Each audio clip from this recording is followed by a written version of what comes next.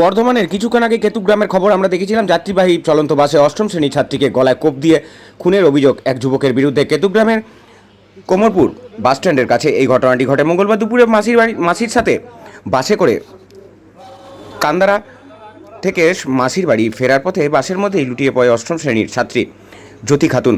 চলন্ত বাসে হঠাৎ করেই এক যুবক উঠে জ্যোতির পিছন থেকে গলায় ধারালো অস্ত্র দিয়ে আক্রমণ করে বলে অভিযোগ। নিহত জ্যোতি খাতুনের বাড়ি কাটোয়া থানার হরিপুরে। পরিবার সূত্রে জানা যায়, যুবকটি জ্যোতিকে প্রায়ই উত্ত্যক্ত করত। জ্যোতি মাসির বাড়ি বেড়াতে এসেছিল। খবর পেয়ে মেয়েটির উপর ধারালো অস্ত্র দিয়ে আক্রমণ করে যাত্রীদের সামনেই চলন্ত বাস থেকে লাফিয়ে পালিয়ে যায় অভিযুক্ত যুবক।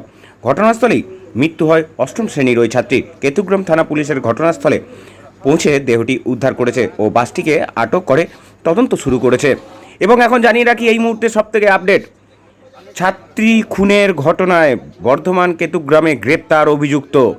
আবারও বলে রাখছি, গ্রেপ্তার অভিযুক্ত। সরাসরি দেখবেন সেই ছবি।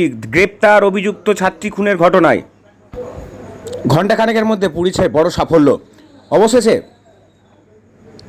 ধৃত অষ্টম শ্রেণীর ছাত্রী খুনের ঘটনায় ইরাজুল হক উরুফে বাবু শেখ। সরাসরি ডেলি নিউজের পর্দায় সেই ছবি দেখছেন। বর্ধমান কেতুগ্রাম থেকে